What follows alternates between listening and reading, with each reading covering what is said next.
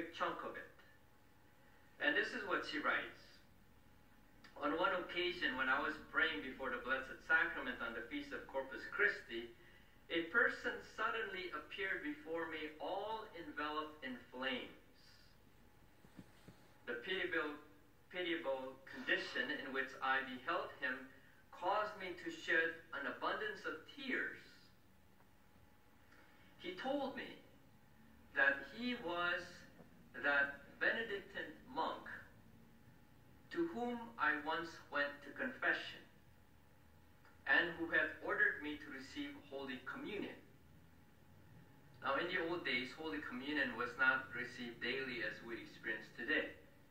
So this priest specifically ordered her to receive. Perhaps it's for her penance, I don't know. Only God knows.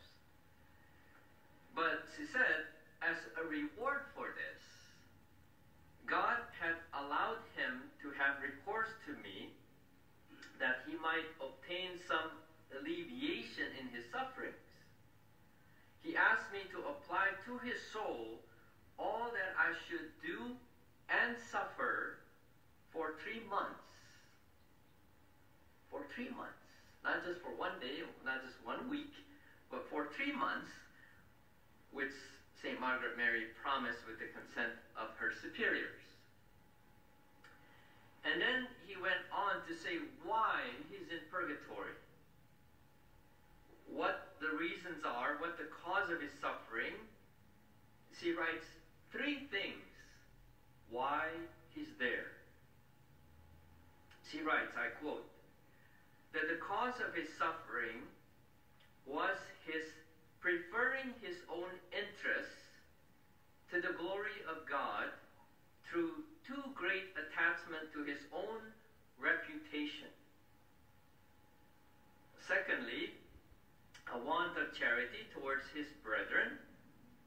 And finally, too natural an affection for creatures, many proofs of which he had manifested in his spiritual dealings with them, thereby greatly displeasing God. She didn't really expound too much on the second reason, which is one of charity toward his brethren. But the first and the third reasons I thought were somewhat pretty clear. Because this priest was preferring his own interests through many attachment to his own reputation instead of preferring the glory of God. And the other is because he was too natural an affection for creatures in his spiritual dealing with them, which greatly displeased God. God help us. God help us. God have mercy on us. God truly knows the interior heart of every single person, that nothing can be hidden from him. And St. Margaret Mary also describes in her writing how difficult for her to explain